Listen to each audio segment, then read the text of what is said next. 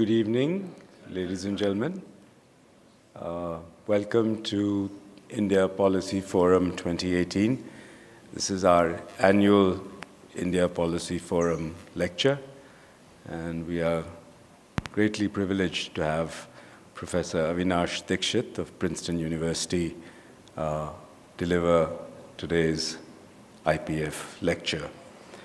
This is the 15th anniversary of the India Policy Forum, and I'm delighted to see so many familiar faces and so many committed people who have lent their strong support to the India Policy Forum over the years. The India Policy Forum was started with the idea of promoting work on India when there wasn't that much work, economic policy-related work, empirical work of a high quality on India. And it was very much a labor of love, plus a lot of hard sweat and tears for my predecessor, Suman Berry, who is in the audience, who started the series, along with Brookings. And I see Vikram is here, Vikram Mehta is here as well. And we had a very fruitful partnership for about 10 years with Brookings.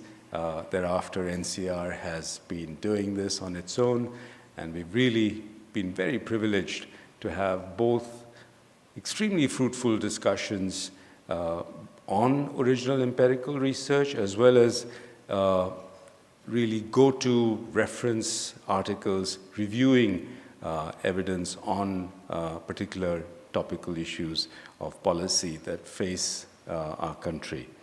I'm also very privileged to have my good friend and former colleague Shanta Devarajan, who is going to chair the session.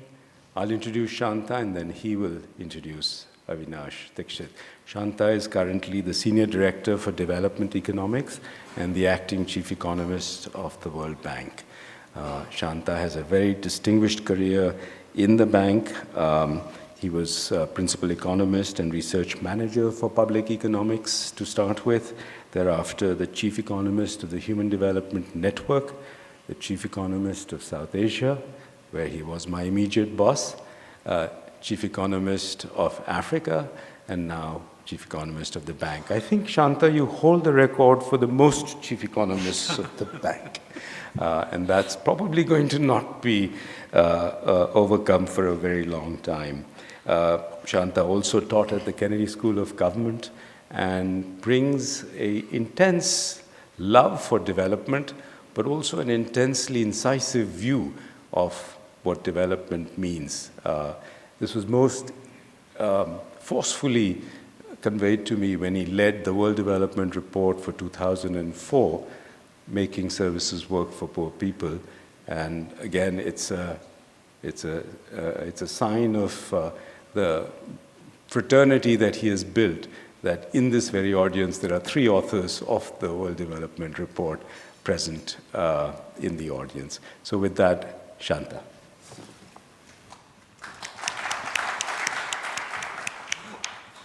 Well, thanks very much, Shekhar. This interesting syndrome where Shekhar introduces me and then I get to introduce Avinash. But it is a real privilege to introduce Avinash Dixit to you. He needs no introduction, and you've read his CV. I just wanted to mention a few things about what the things I appreciate about Avinash. First, he addresses really hard problems, like incentives in public organizations or trade in different quality attributes. And he always manages to say something really useful out of them. Avinash also has this flair for exposition. When I think about his book with Barry Nailbuff, this game theory book, and then a paper trying to explain option theory using an example from a woman's use of birth control in a Seinfeld episode. It's a published paper, Economic Inquiry. You should look it up. It's a great way to learn options theory. And then I just want to say on a personal note,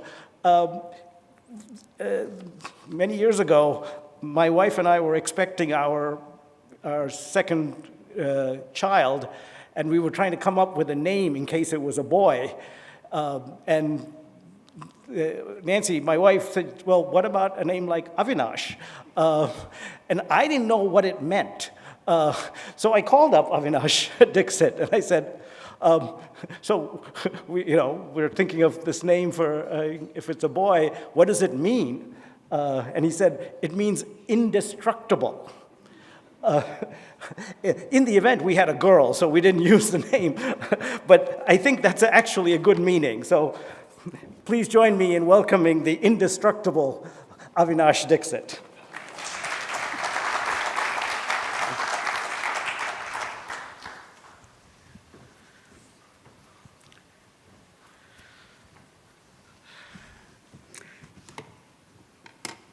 Thank you, Shanta, for that very nice introduction, and belatedly, although I thanked you earlier also for such confidence in my name. Thanks also to Shekhar, first of all, for inviting me, and perhaps even more importantly, for giving me really excellent feedback on an earlier version of the paper I'm going to present, which has helped improve it. And I rely on experts in the audience to give comments, etc., that will help improve it further for publication. Shekhar said that IPF has been going on for 15 years. This is my first time at it, I have to admit, but it's not going to be the last, I'm sure, because I've been very impressed by the whole day's proceedings.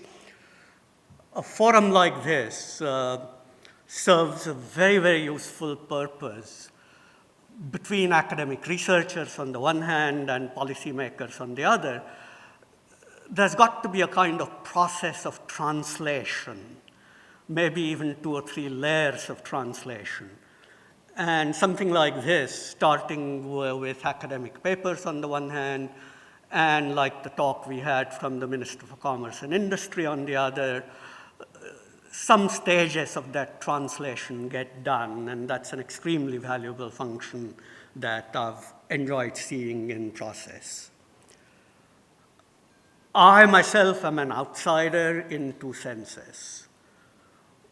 First of all, I'm an economic theorist, although I like to think of nice examples to illustrate some of those theories. And secondly, I'm not a resident in India. I don't follow Indian politics or policy making on a daily or even monthly basis. So there are a lot of experts here on those kind of subjects that know much, much, much more than me.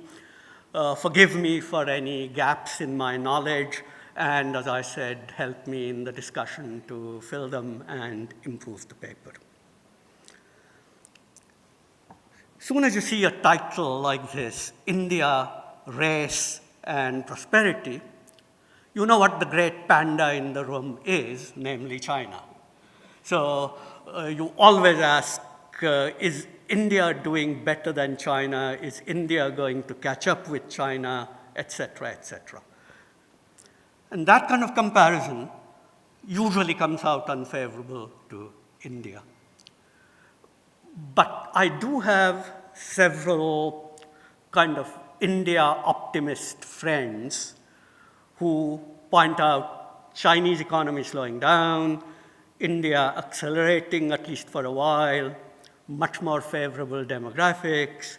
We'll overtake China and become number 1, at least among developing countries, is what I hear very often.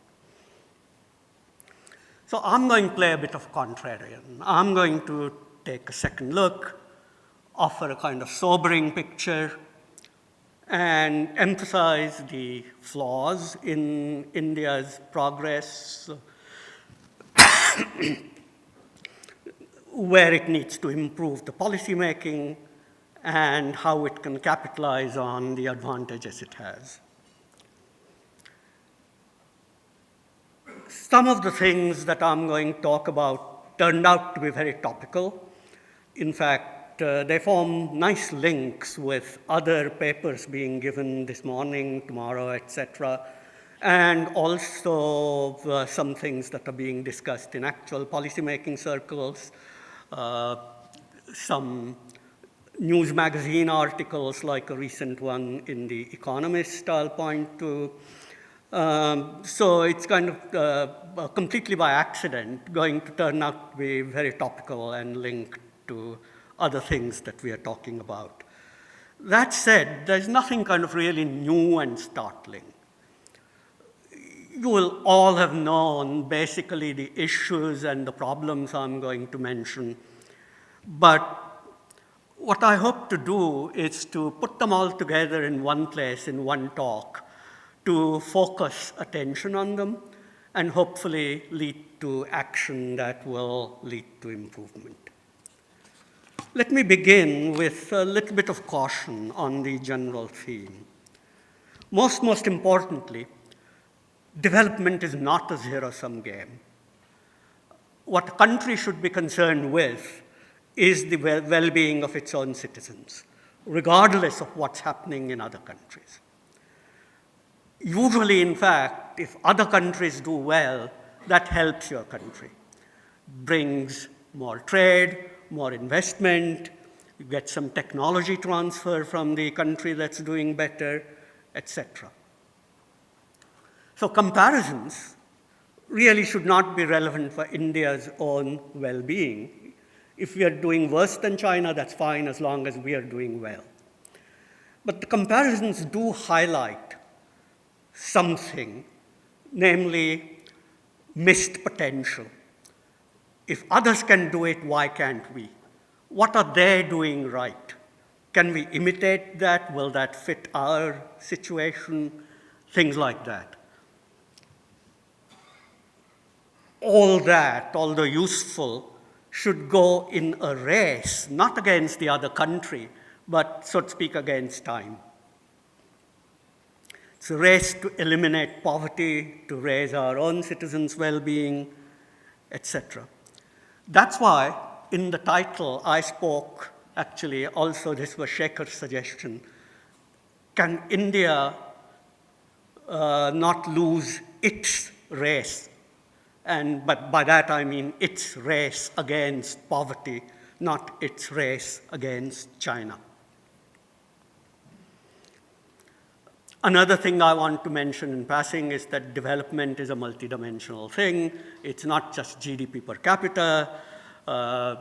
Different dimensions arise, too many to list, but in some of them, India will be doing better against China, if you want to make that comparison. In some, it will not.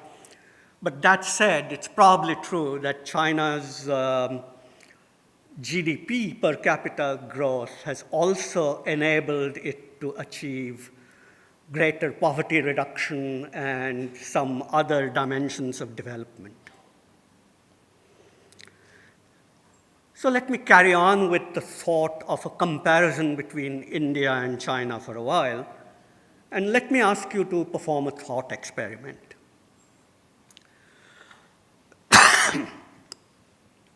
Suppose the two countries start level in GDP per capita.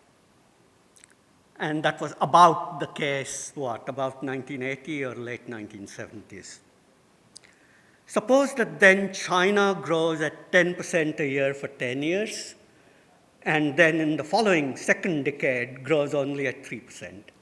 That's a kind of caricature of China's slowdown, if you like. India is the other way around.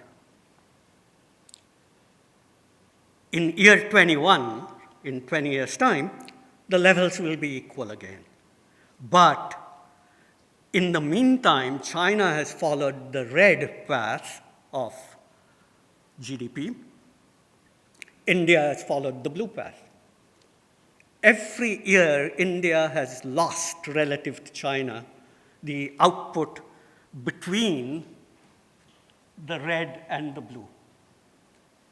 And over the years, it's basically lost an area equal to the parallelogram between the red and the blue paths.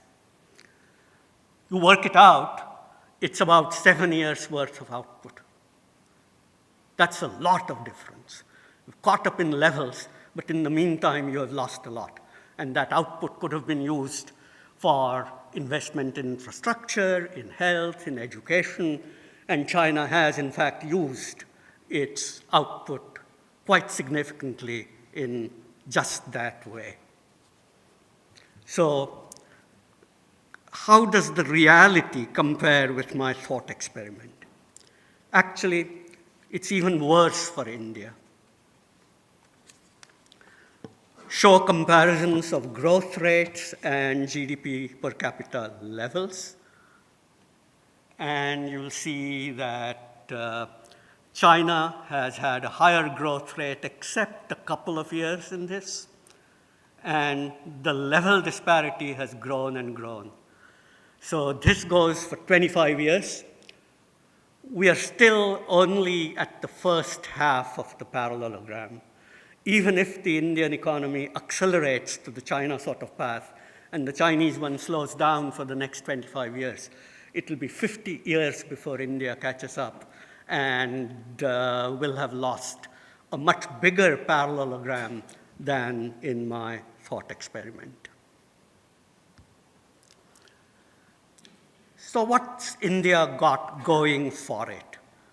The first thing that people will point to is the demographic dividend. The population distribution by age is much more favorable to India. Looking down the line, India will have a much bigger population of working age. Actually, let me use the other pointer, which is much better, and also use that chart, which is easier to see, that's green. The Indian working age population is bigger, and more importantly, the Indian dependent population, particularly the elderly, is much smaller. That should count for a lot. But if you look more closely, the Indian demographic dividend is handicapped. The main thing there is the low participation of females in the labor force. And connecting with what's going on at this conference, tomorrow we'll have a much more detailed paper. And also a week ago, The Economist had a very nice article which was partly based on exactly the paper that we are going to hear tomorrow, dealing with this issue. Chinese female labor force participation is around 64%, India's 27%. For males, there's not much difference at all. So if you factor this in and ask, what proportion of the total population is actually economically active, China still has a big advantage. And that will persist even going down for the next, 20, 30 years. Now, of course, it's true that Indian women do a lot of valuable work in the home, in the informal economy, and things like that. But in the formal sectors, if they participated more, that would yield a much more efficient labor allocation by comparative advantage, overall higher productivity for the economy, and the economic benefit from that has been estimated to be quite large. I think something like 16% of GDP, something like that. This is one of the things that India actually needs to do.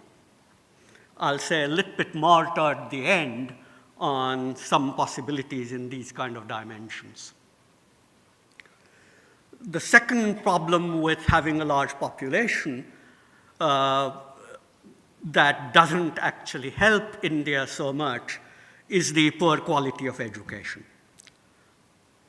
Again, I don't need to recite the facts to you.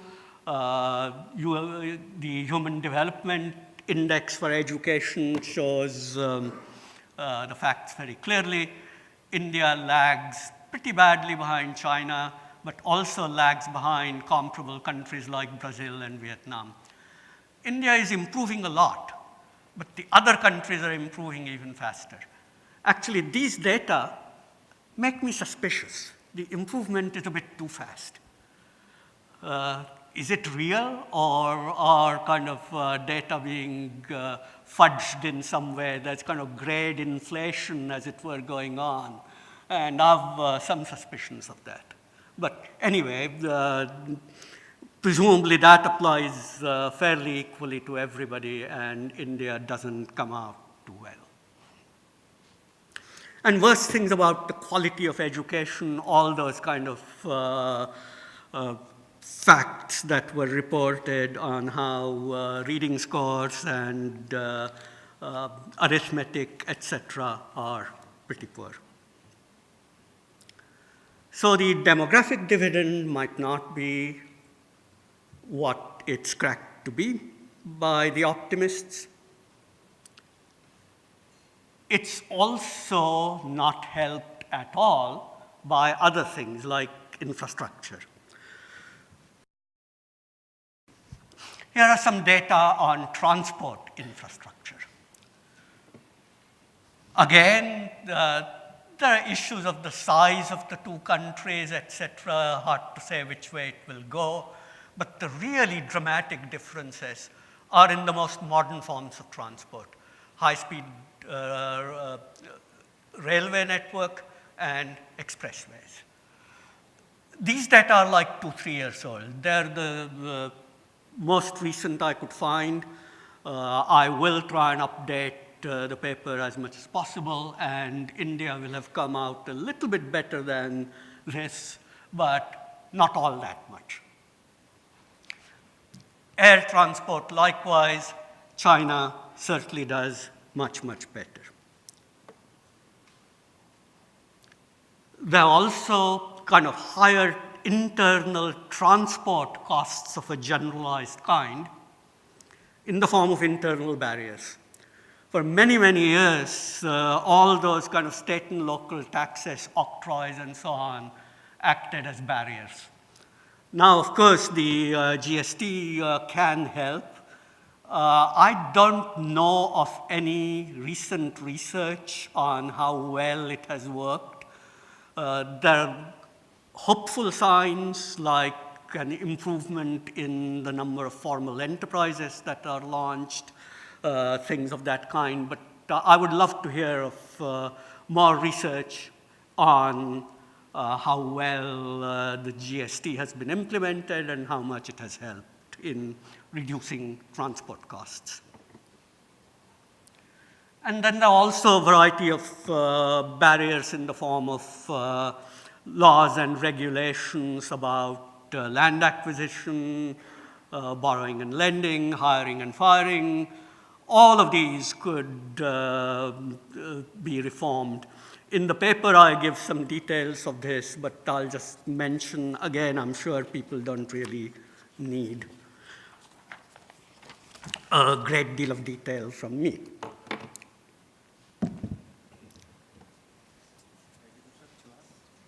I'm good, thanks.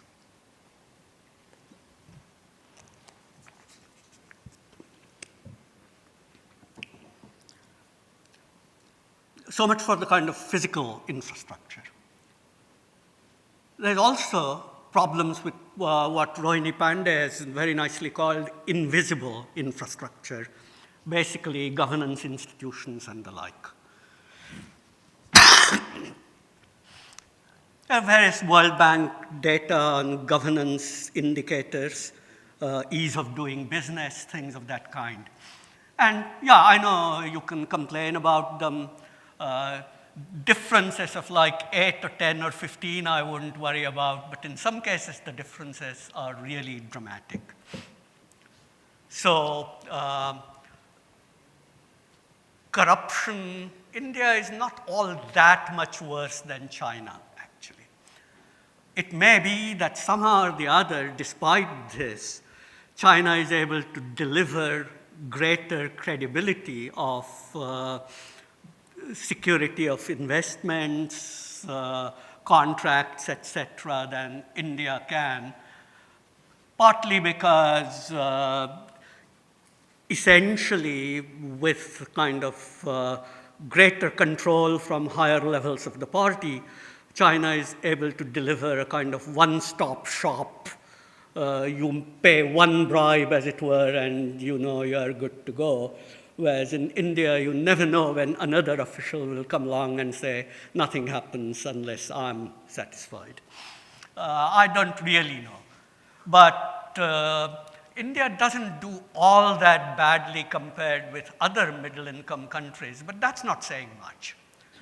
It does very poorly compared to the kind of countries it would like to imitate and join. By the way, all Scandinavian countries do quite well. Denmark, usually, although I think Norway is kind of edging them a little bit in the most recent figures, Denmark usually does best, and I love that. It shows how much things have changed since Hamlet's time, and now almost nothing is rotten in the state of Denmark.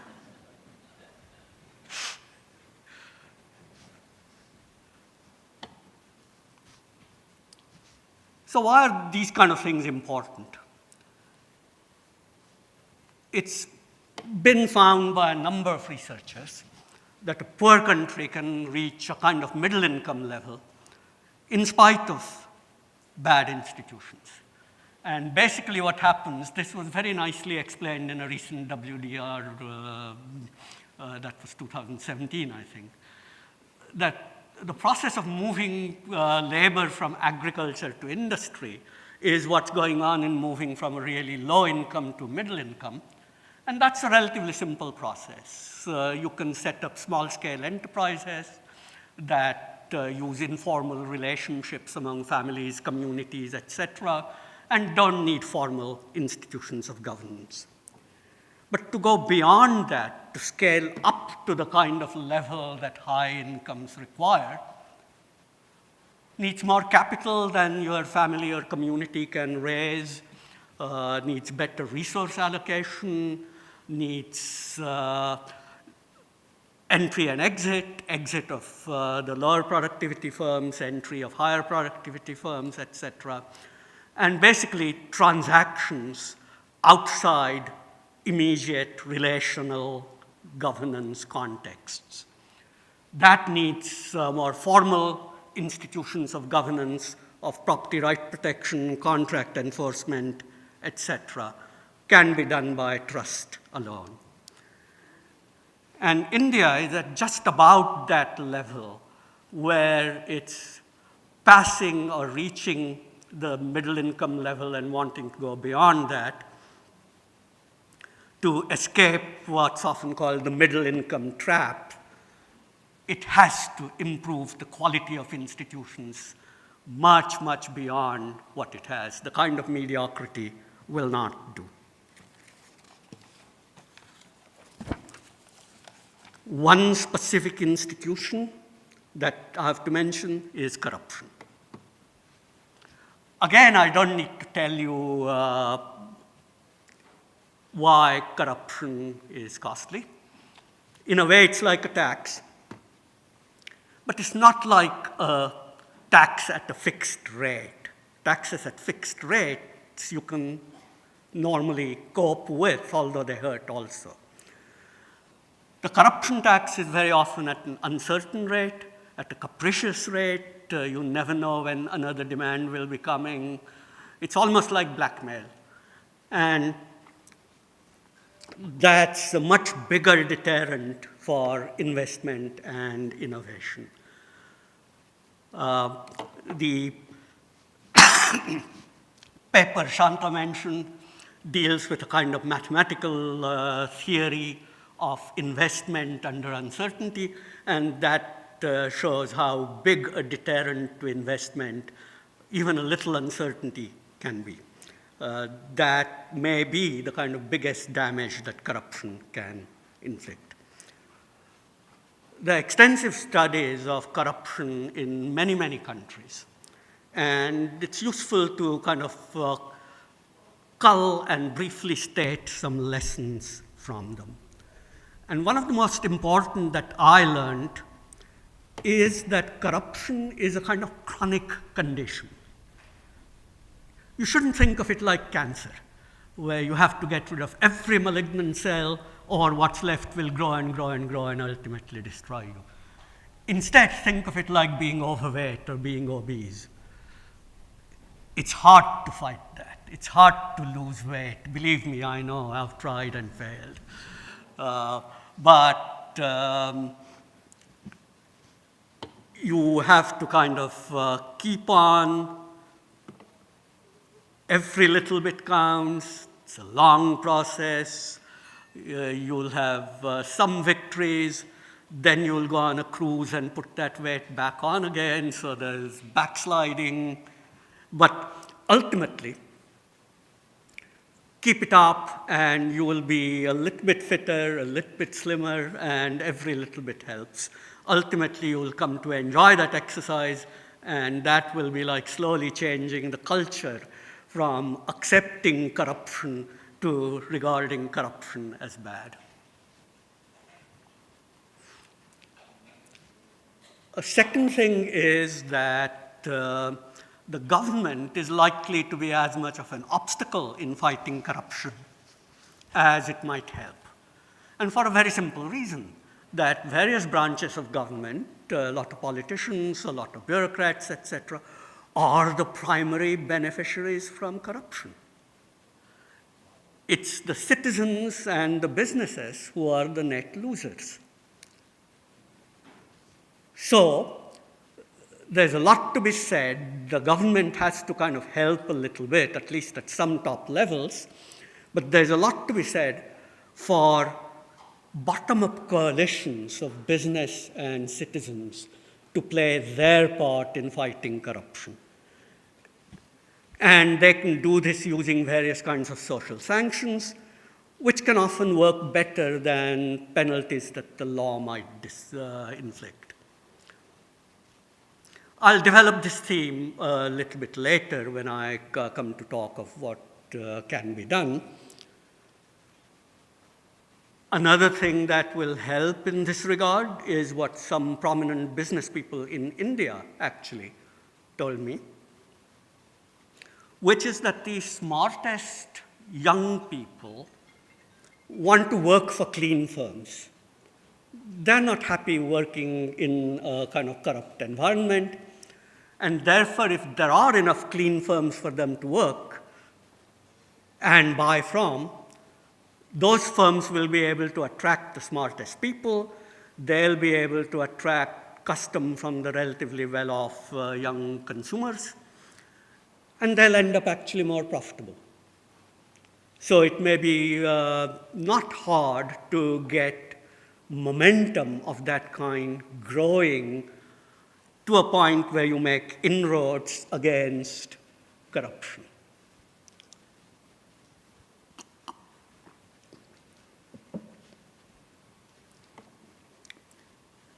Anyway, we've got this situation in which I've said India has got a low female labor force participation rate, the quality of education is bad, the physical infrastructure is bad, the invisible infrastructure is at best mediocre, there's quite a bit of corruption.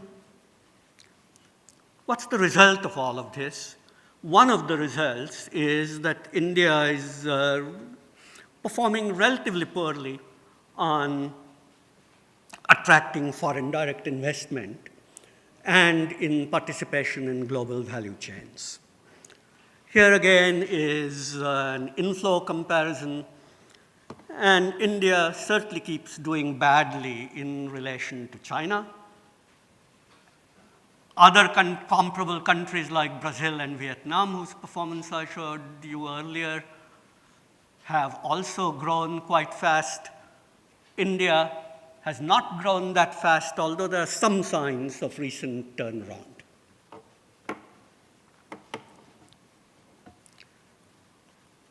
Now, this is one place where comparisons, a race if you like, does matter.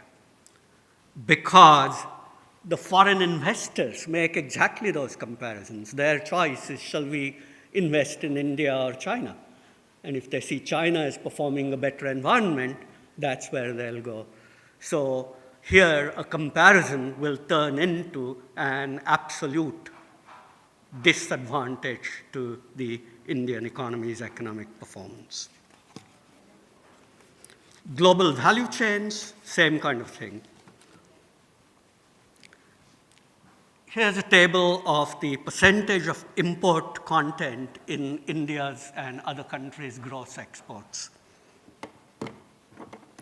The famous participants in value chains were, well, China, first of all, in the early 2000s, although it's kind of going beyond that and going into its own design, etc.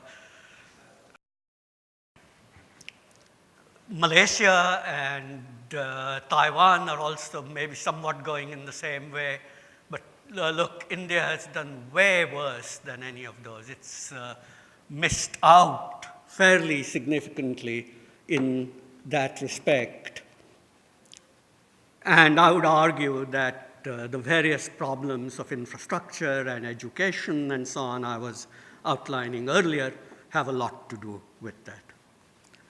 So here's a quick summing up of a number of these handicaps.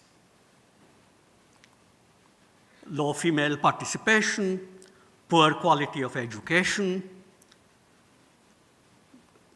potentially good demographics, but they're inefficiently utilized, and of low productivity for the two reasons I gave above. Inferior infrastructure, both physical and invisible, in the form of governance institutions and corruption. And again, to sum up, I argue that they've affected India's ability to attract FDI, participate in global value chains, and so its own economic performance. Okay, then what's the reason for those deficiencies? One argument that's given by some people is that India is a democracy. China is a centralized control system, so they can do a whole lot of things that India can't. This is an ongoing debate between people who favor democracy and people who favor authoritarian or centralized political regimes. But I argue no. Empirical studies generally show no significant difference between authoritarian and democratic regimes as regards growth or economic performance. Some actually, for example, a recent paper by Ajemoglu and co-authors does argue that democracy gives much better economic outcomes. Others argue otherwise. One kind of persistent fact seems to be that even if there may be no difference in the average performance, authoritarian regimes have a higher variance. You look for a dictator, you may, if you're very lucky, end up with a Lee Kuan Yew, but if you're unlucky, which is probably a little bit more likely, you'll end up with a Mobutu. For me, a more plausible explanation is something that James Q. Wilson, the political scientist, said about America, and I'll argue that a very similar thing applies to India, which is that it's not that it's a democracy, but the politics in its democracy is highly dysfunctional. Wilson very nicely described the difference between US and Europe as regards democracies. This is a truly memorable quote. He said, policymaking in Europe is like a boxing match. When one fighter knocks out the other, the match is over. Well, one wins, the other is down. So one proposal wins in the political process, and it's implemented, and that's that. So policymaking in US is like a barroom brawl. Anybody fights anybody, people change sides, there's no referee in charge, and the fight just goes on and on and on until everybody is exhausted. And it does seem to me, kind of looking at Indian political process from the outside, that if anything, it's worse than the US. Here are a couple of examples. What positions parties take on various issues depends on whether they're in opposition or in power. When they're in opposition, they oppose things that when they come to power, they implement, and vice versa. So this has happened time after time on a number of issues. And this kind of thing happening is no way to create stable expectations in the minds of investors, especially foreign investors, no way to promote growth. So I would argue that improving the political process is absolutely key. How? Couple, three suggestions. Easy for me to make, but actually hard to do. So what I'm going to say is easy for me to say. Having said that, on Thursday evening, I'll fly back to the US. What happens here is much harder.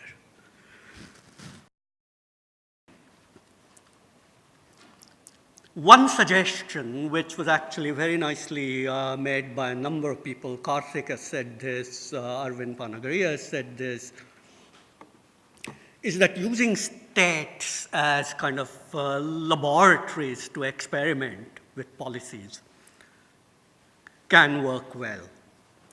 So you let different states, for whatever reason, try different things, see what works best, and see if that can be rolled out elsewhere. Karthik gave a very nice example, drawing on research by Joel Mokyr, on hundreds of years of what happened in China versus what happened in Europe. The kind of centralized empire system of China was not able to foster the kind of innovation that decentralized, separate city-states and countries in Europe could, and that made the huge difference between how the paths of Europe and China diverged from something like the mid-15th century to 19th or 20th. And there's similar experiments done in the US.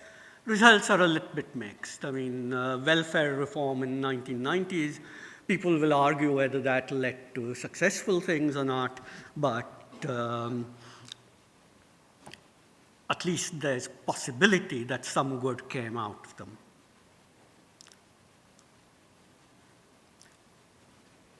But to me, it's not kind of clear that that's the way to go, because states can misuse their power. Certainly, there's a reason to think that some state governments use their independent powers to pander to their local factions, religions, castes, etc., in a way that actually is very antithetical, actually, to economic efficiency and growth.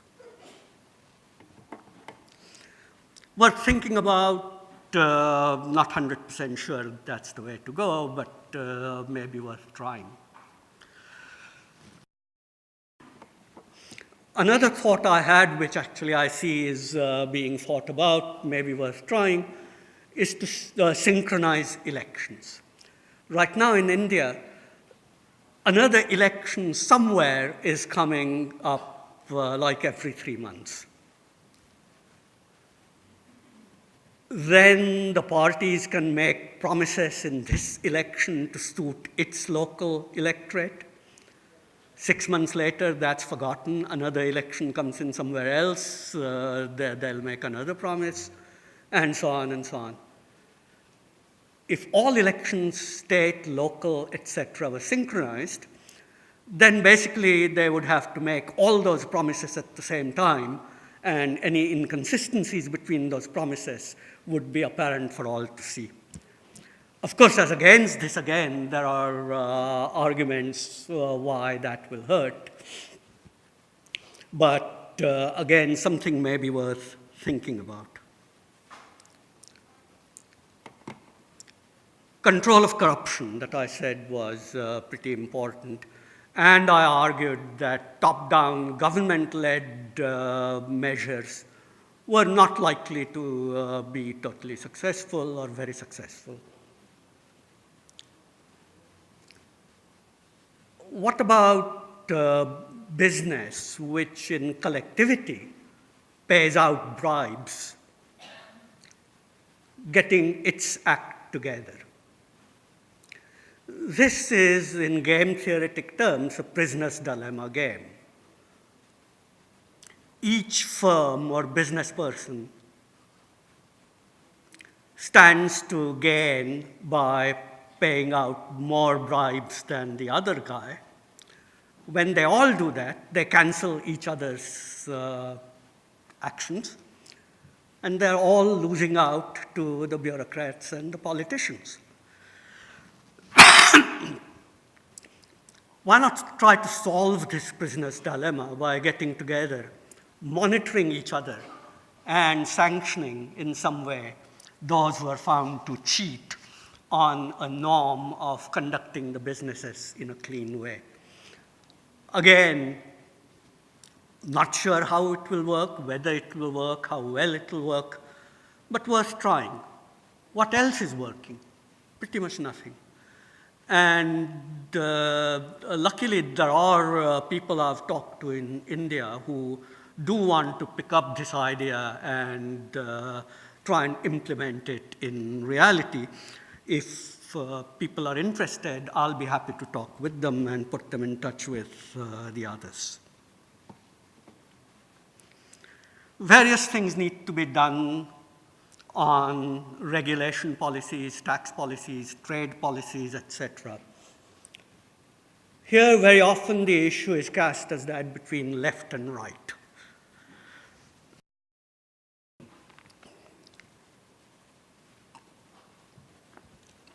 So, should the government be pro-business? And I argued that that's a false dichotomy. It's not that you want to be pro-business.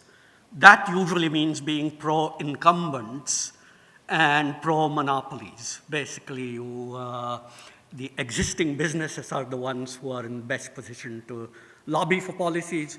They will want to protect their own fiefdoms and act as nice, profitable monopolies. Instead, you should be pro-market. You should be pro-competition. Don't favor the incumbents, exactly almost the opposite. And a kind of related thing, gradually have tax policies that will promote movement toward a more formal economic activity that will encourage other things like female participation. Improved education. The Indian tertiary education system is absolutely excellent, things like IITs and IIMs, etc. The problem is really mass education. And I think it's just essential to improve that. I'm not saying anything controversial there. I don't think I'm probably preaching to a whole room of the converted, and especially female education. Now, there's some doubt as to whether female education will improve female labor force participation, but even if it's relatively neutral in that regard, it will be a good thing to have on its own.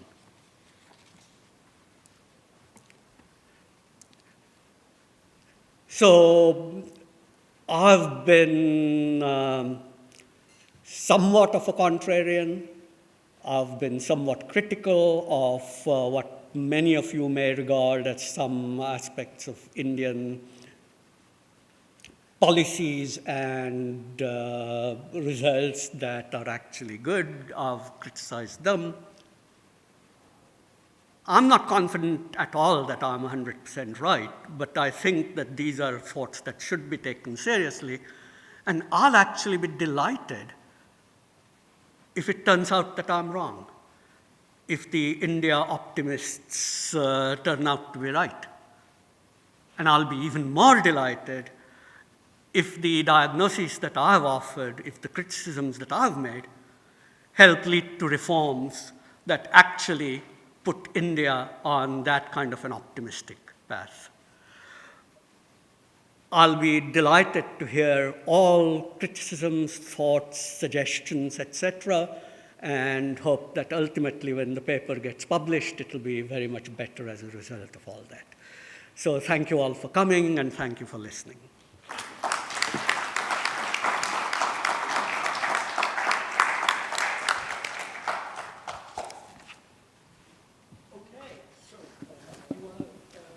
Yeah, why don't I move back there?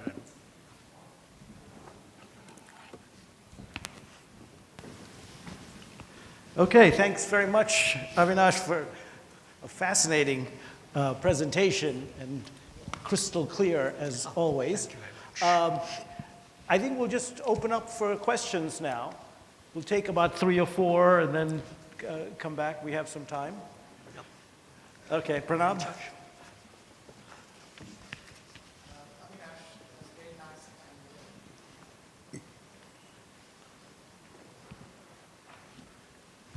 And one reason I particularly like your presentation is because I actually belong to that contrarian school, the pessimist contrarian school that you're talking about. I have a book on it. I have a book on China and India, which takes ultimately the same position.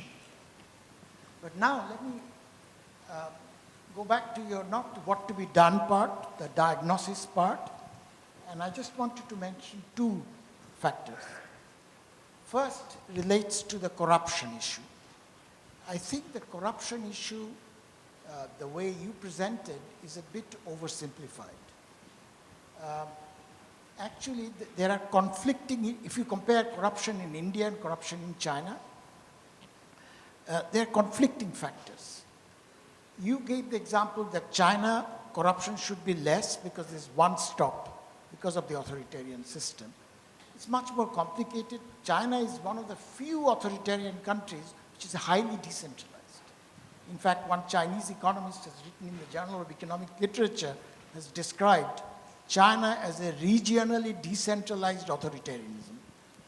So it's not one-stop shopping, and there's a lot of scope for, at the decentralized level, a lot of scope for corruption.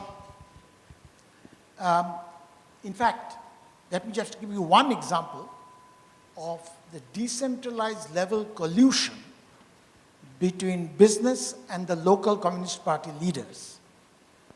I could give many examples, but let me give you one example which to me is striking.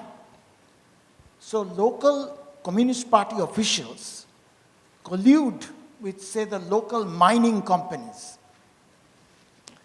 And I don't know how many people know, even now, the number of coal mine fatalities in China is 15 times that in India. Of course, China produces more coal, but even you take per unit of output, it's several times. It's because, why? Because in India, if there's a similar amount of coal mine fatalities, there'll be huge uproar in the press, in parliament, elsewhere. So, in that sense, it goes back to the democracy, etc. But so, because of the structure, on one hand, there is this extra force for corruption in China compared to India. But what keeps Chinese corruption somewhat in the check is something that India doesn't have, but China has, and that is the structure of governance. In China, the local officials' performance is judged, the promotion depends on the local economy's performance. So yes, the Chinese local officials steal, but they don't steal too much because if there's still too much, then their promotion chances will be. So there's these conflicting forces which check corruption compared to India's in one way, but increase corruption in another way. I don't want to take too much more time. Second point that I wanted to mention is that there are certain initial conditions which are quite different between China and India, but I'll just emphasize one or two. One is even before the China, say, reform started in the late 1970s, there are some things, Chinese per capita income and India's per capita income, as you mentioned, about similar in the middle 1980s.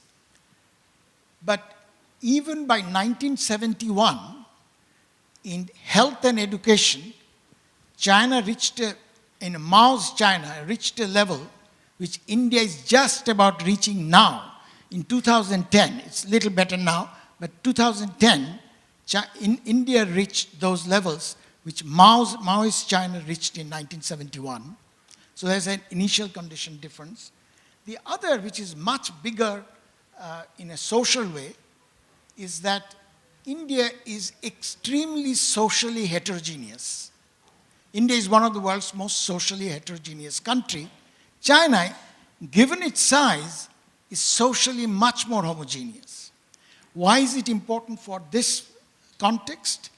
Is that controlling for other factors, socially homogeneous countries, whether it's democracy or dictatorship, independent of that, socially homogeneous countries can resolve collective action problems much faster. They can take decisions, they make. India, even if we know what is to be done, we can't get our act together in some sense. So collective action problem is inherently more difficult in India. So those are kind of initial conditions that I wanted to emphasize. Let me stop there. Thanks. Okay, let's, Kirit, at the same table, so why don't you pass it on? I have a simple question.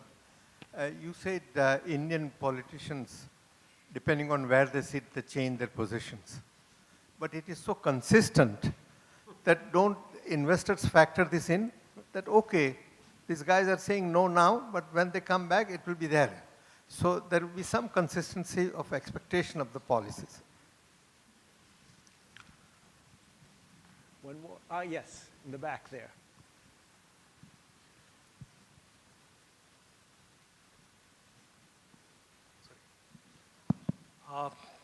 I wanted to ask you about the recommendations that you made. Your second recommendations about synchronizing elections.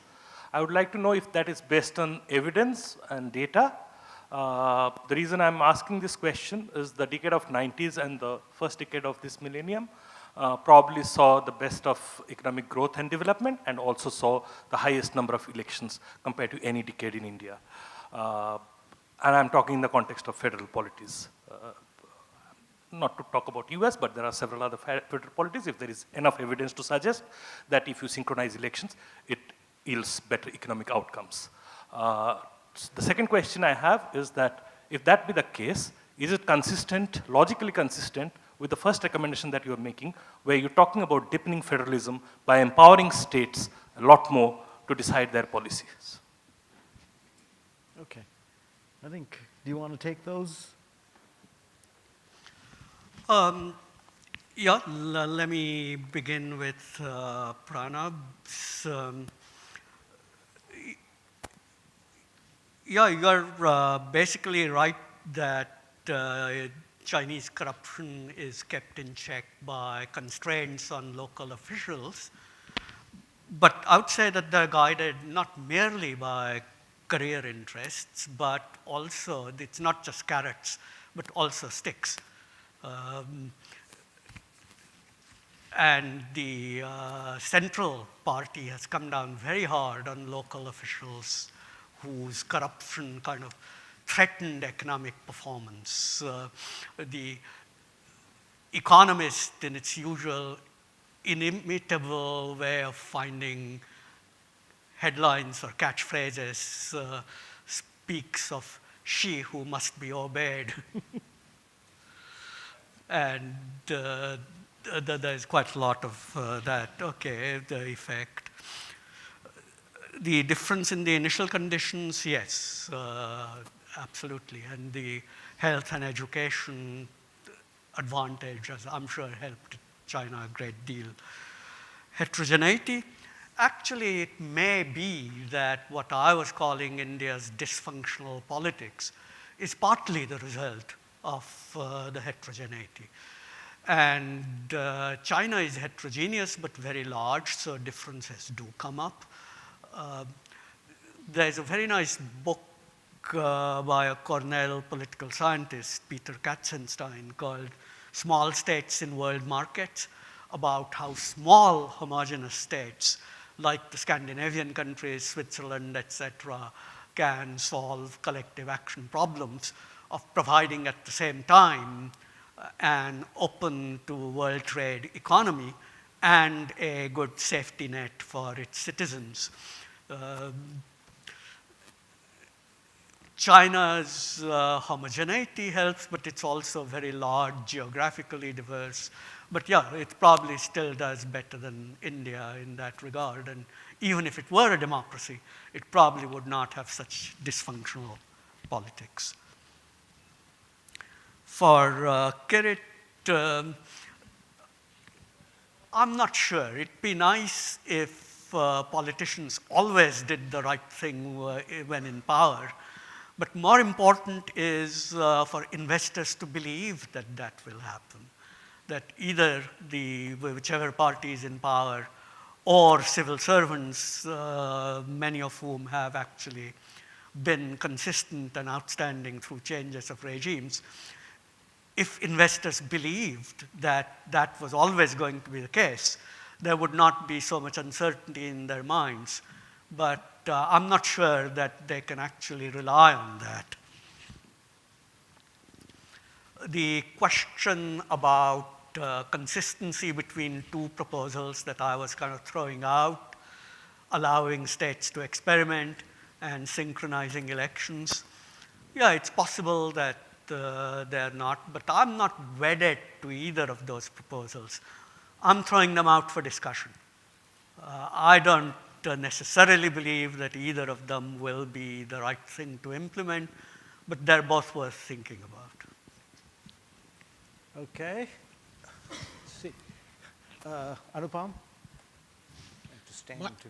Hi. First of all, great presentation, very clear, very lucid. My takeaway is you're saying one of the issues in our race, whether against China or against time, is that we can't seem to get our act together. That's the first part of my takeaway. Second part of my takeaway is that you ascribe it to three things which are related to corruption, political sort of Dysfunction. dysfunction, Yeah. and in a way, disparate states proceeding differently, which could be an advantage, but it's currently not. But I think maybe you're missing. There's some contradictions, because if politicians stand where they sit, eventually, they are really doing the same. So there is a big missing middle. The big missing middle is the superstructure of policy, or let's say you can call it the civil service, but the whole state. Trump, of course, rails against the deep state, but we used to call a bureaucracy an iron frame, etc. But I think it's a very corroded and dysfunctional system, and I think that's where the problem lies. Or don't believe that's important? I saw a hand in the back there. I'll come back. Good evening, Professor. That was a great presentation. I would like to ask, do you actually think that corruption is only deterrent to the growth of an economy such as India, and it's not also an aid to the growth of a developing country? I reckon developed countries like Norway and Denmark, they have the invisible institutions you talked about are well functioned.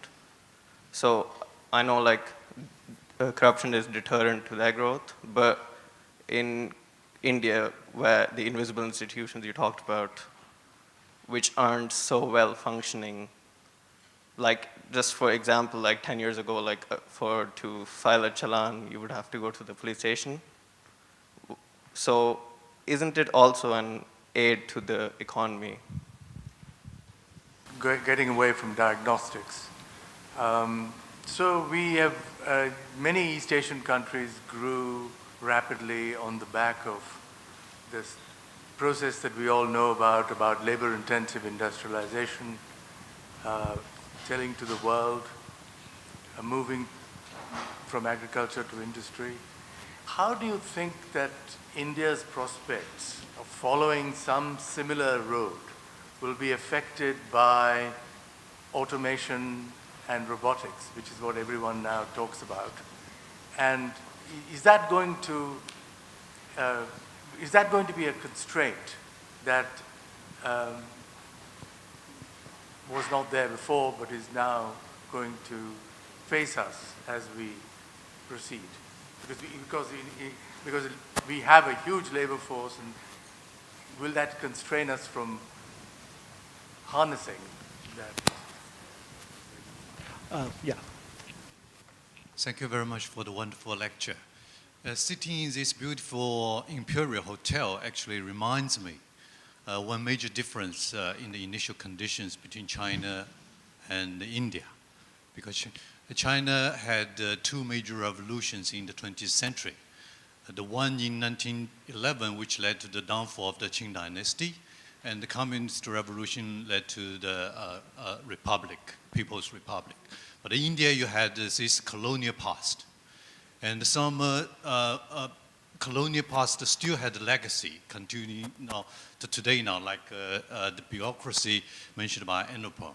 So what do you think the history, the role of the history playing, even 70 years after the independence of India, such a role in India's development? Thank you. Really, thank you for this such a lucid lecture. But I just want to ask two very simple questions. You said that we must concentrate on the market rather than on the business. But do you really think that market is within the control, or India is in the control of the market? In fact, Oxford economists say that today the nations are finding themselves helpless before the market. Now, how to tame the monster? That is number one. Because it is the market that is discriminatory. Second thing is that India should be seen not in terms of the traditional economies. India, what lies in the box is outside the box. We must really look into what India actually has in its economic repository. IT is being one. It's biotechnology, genetic engineering, biodiversity. These are the things which move out of the commodity market fetish, get into what somebody would call, come into bioeconomics. I mean, the kind of genetic plurality that India has, even in the traditional sense of the term, why can't we develop our economy not as the business as usual, but business something which has not been experienced? Let me just give an example. There is a buffalo in Haryana, whose price is 25 crore rupees. And this blessed animal yields 50 lakh rupees per year. If that is the way, what's actually happening is that today, India's richness lies. There's no country in the world except Brazil which is as diverse in terms of its genetic pool. Why can't we develop economy towards that? And that is where I think it is not the market, but it is the social and cultural capital that India has. Therefore, diversity, plurality is not a handicap. It is an opportunity for India. And this is what was missing. And I think that is where... Okay, thanks. We're running out of time, so I think that's okay. rich menu of questions. Do I have time quickly to respond? So you can Some respond of these, so let me see where I left off. About the superstructure of the deep state, what you are saying kind of is that the civil service is basically not a kind of bureaucracy that Weber held as ideal, but like what was depicted in Yes Minister? Is that roughly what you're saying? Yeah. I have some sympathy with that. Truth probably lies somewhere in between. I mean, I've known a number of people in various parts of the civil service who actually kept things steady through changes of power between parties, etc. But there's a lot of the other also. As usual, it's kind of mixture somewhere between. Corruption as actually helpful. Yeah, if there are laws that are creating distortions, regulations that are creating distortions, then bribery that gets around those can increase efficiency. But in economic jargon, that's at best a second best or a third best thing. Be much, much better actually to get rid of the distortions in the first place. Future effect of automation, etc., that's a debate that's kind of much bigger than India. What automation will do to employment, wages, etc., worldwide.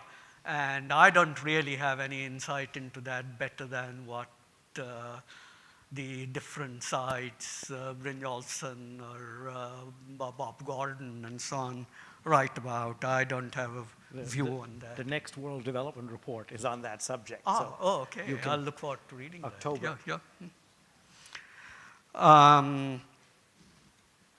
History of revolution in China versus colonial, yeah, that's a big, big question. Again, I don't really know, but certainly worth thinking about. So China was in many ways harmed by the revolutions.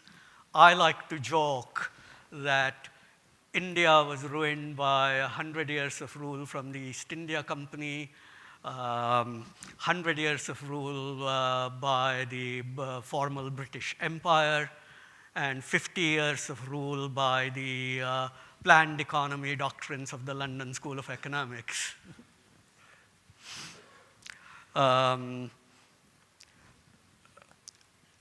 About market versus business, I mean that in a specific sense. So I want to be the government to be pro-market in the sense of being pro-competition, not in the sense of pro-existing large businesses. Social and cultural capital, yes, both very important aspects, and in fact, I think they should be harnessed much better in pursuit of good institutions, but I don't see them as being contradictory to being generally pro-market, more liberal, if you like, way of running the economy. Okay, I actually made a mistake. We have some more time. This goes till 8:30, right? Not 8. Oh, okay. So you did say you wanted lots of comments on this paper to improve. And, by the way, I mean, even if comments don't get time for full airing, etc., or get answered, send me an email. I think my email address certainly is on the paper. I'm not sure it's on the slides, but send me emails. Would love to have them. Okay, so here.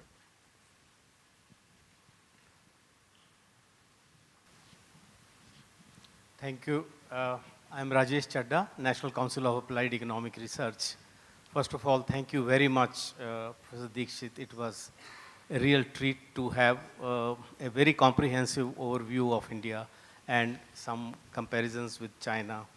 I would specifically mention two things that you alluded to towards the end, that is the foreign direct investment and global value chains.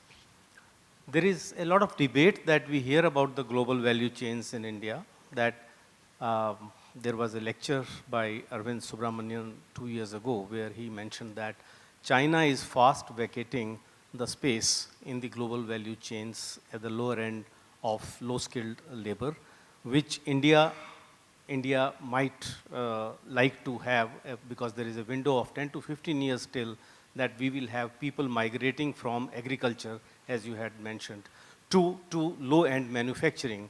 So the other side of the story we hear is that there is not going to be much in the global value chains because that is like assembling the smartphones.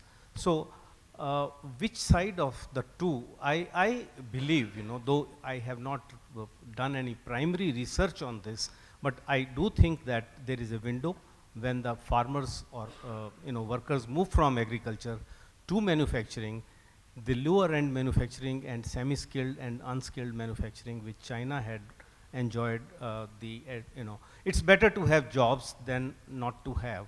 So which part of the two GVCs do you think one should think about? Thank you. Surjit, I was waiting for that hand to go up. You mentioned the Pratham result about how 50% of 10-year-olds could not read the level expected of 6-year-olds. Now, when I was in the US in the early 80s, there was a saying, Johnny goes to school, but Johnny cannot read. So in India, it is Sita goes to school, but Sita cannot read.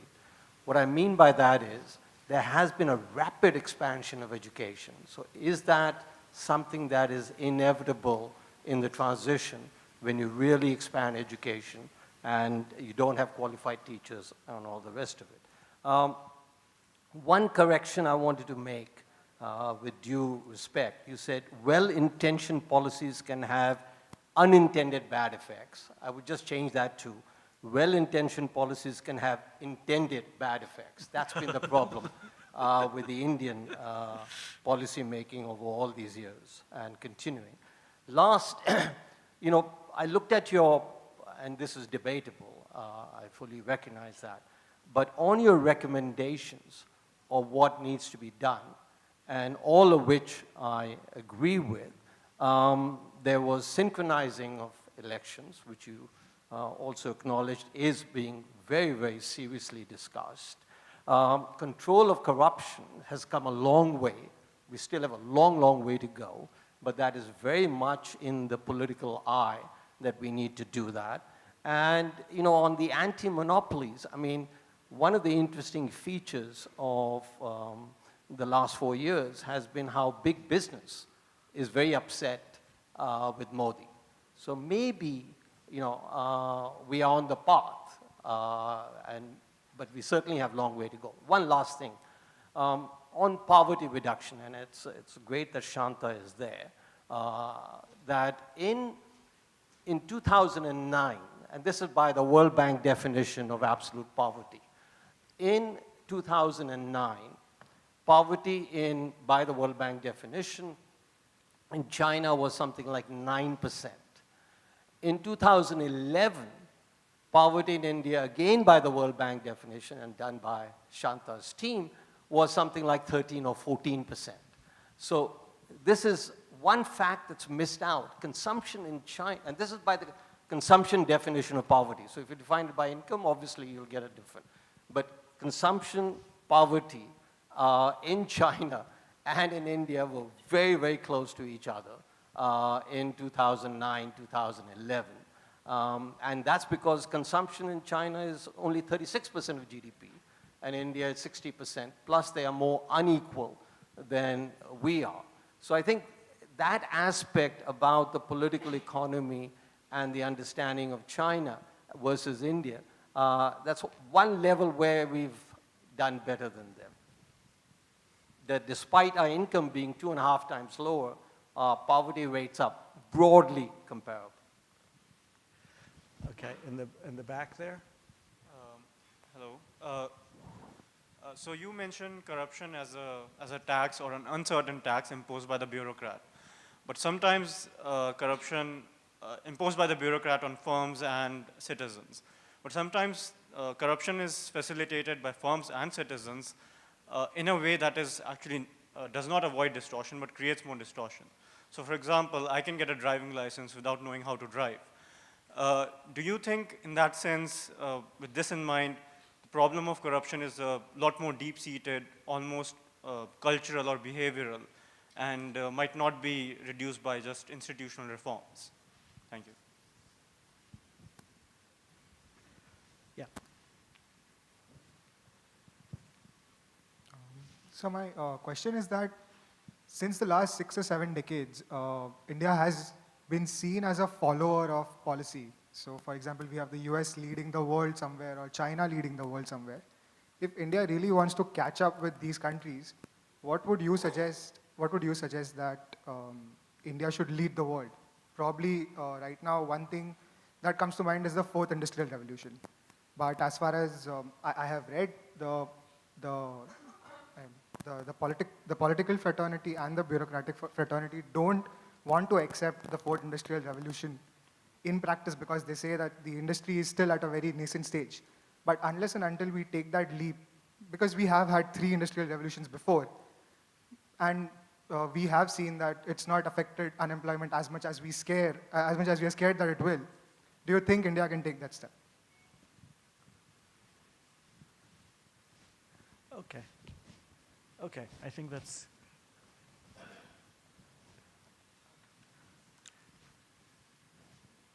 Yeah, so go ahead. You want me to respond to a couple of these at least? Yeah. So I think Surajit's is first. As usual, very interesting thoughts and comments. Whether the lower quality of education is a kind of natural, unavoidable consequence of the rapid expansion. I don't think so, really, because the kind of horror stories we read about absentee teachers and teachers who don't know their subjects, etc., need not have happened.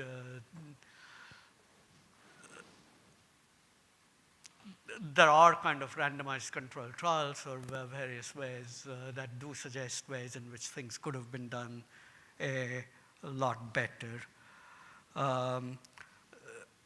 On the consumption definition of poverty, yeah, the point I was making was that people very often and sometimes correctly criticize the pursuit of GDP or GDP per capita as a kind of sole criterion for development. But it need not come at the expense of some of the other indicators.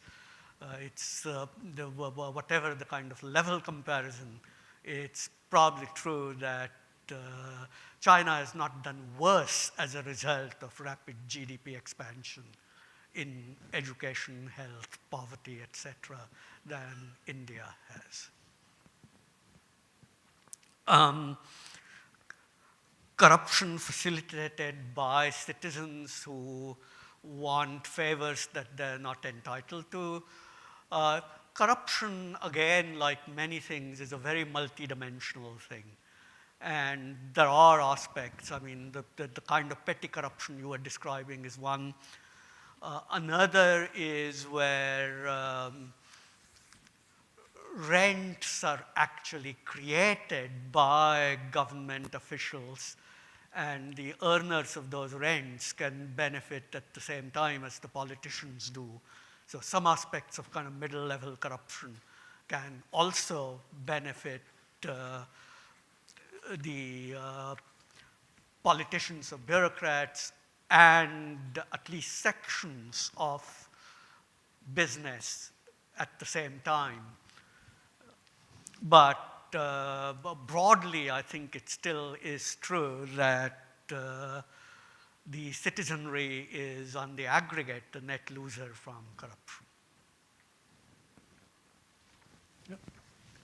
Okay, I think, boy, that's covered quite a wide range. So I just want to thank you, Avinash, for a really excellent presentation and lecture, and the audience for a rich set of questions, and for let the discussion continue over dinner and over the coming months.